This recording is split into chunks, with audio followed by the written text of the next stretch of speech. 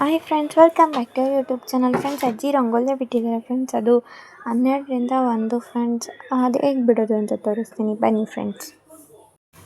ಅಂದರೆ ಅವಾಗ ಈ ಥರ ರಂಗೋಲಿ ಬಿಡಿಸ್ತಾಯಿದ್ರು, ಇವಾಗಲೂ ಬಿಡಿಸ್ತಾರೆ.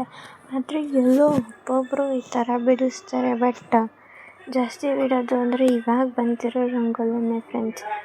ಆವಾಗಿನ ರಂಗೋಲಿ ಬಿಡಿಸೋದಕ್ಕೂ ಇವಾಗಿನ ರಂಗೋಲಿ ಬಿಡಿಸೋದಕ್ಕೂ ಡಿಫ್ರೆನ್ಸ್ ಇದೆ ಫ್ರೆಂಡ್ಸ್. ಯಾಕಂದರೆ ಅಂದರೆ ಅವಾಗಿನ ರಂಗೋಲಿ ಅರ್ಥ ಆಗಲ್ಲ, ಇವಾಗಂದು ಬೇಗ ಅರ್ಥ ಆಗಿಬಿಡುತ್ತೆ. ಬಟ್ ಅವಾಗಿನ ರಂಗೋಲಿ ಅರ್ಥ ಮಾಡ್ಕೊಳ್ಳೋದಕ್ಕೆ ತುಂಬ ಕಷ್ಟ ಫ್ರೆಂಡ್ಸ್. ಈ ರಂಗೋಲಿ ಚೆನ್ನಾಗಿದೆ ಅಲ್ವಾ ಫ್ರೆಂಡ್ಸ್?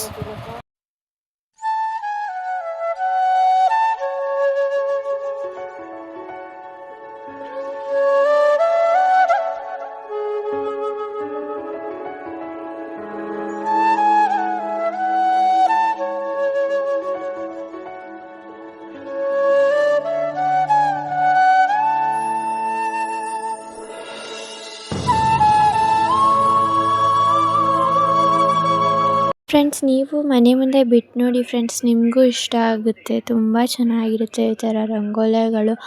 ಆಮೇಲೆ ಹಬ್ದಲ್ಲಂತೂ ಇನ್ನೂ ಚೆನ್ನಾಗಿ ಕಾಣುತ್ತೆ. ಒಂದು ಸರ್ತಿ ನೀವು ಟ್ರೈ ಮಾಡಿ ನೋಡಿ ಬಿಡಿಸಿ, ಆಗ ನಿಮಗೂ ಇಷ್ಟ ಆಗುತ್ತೆ. ಆಮೇಲೆ ನೋಡಿದವರಿಗೂ ಖುಷಿ ಆಗುತ್ತೆ ಫ್ರೆಂಡ್ಸ್. ನೀವು ಹಬ್ದಲ್ಲೆಲ್ಲ ಟ್ರೈ ಮಾಡಿ ನೋಡಿ, ತುಂಬ ಚೆನ್ನಾಗಿರುತ್ತೆ ಫ್ರೆಂಡ್ಸ್. ಈ ಥರ ರಂಗೋಲಿ ಬಿಡೋದಂದರೆ ತುಂಬ ಚೆನ್ನಾಗಿರುತ್ತೆ. ಆದರೆ ನನಗೆ ಬಿಡೋಕ್ಕೆ ಬರೋಲ್ಲ, ಬರೀ ಅಜ್ಜಿ ಮಾತ್ರ ಬಿಡ್ತಾ ಇರ್ತಾರೆ. ಆಗ ನೋಡ್ಕೊಂಡು ಕಲ್ತ್ಕೋತೀನಿ. ಆ ಥರ ನೋಡ್ಕೊಂಡು ಕಲ್ತ್ರೂ ಬರಲ್ಲ ಫ್ರೆಂಡ್ಸ್. ನೀವು ಟ್ರೈ ಮಾಡಿ ನೋಡಿ, ಬರ್ಬೋದೇನೋ ನಿಮಗೆ.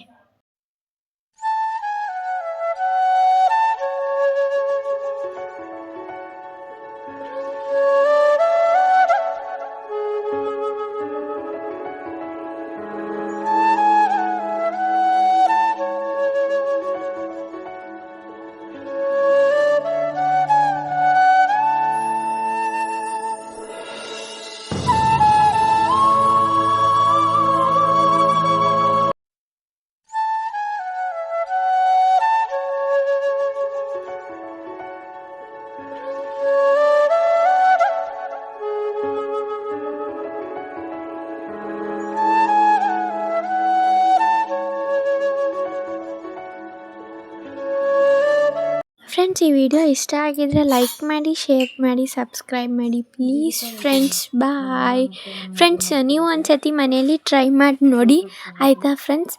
ಬಾಯ್.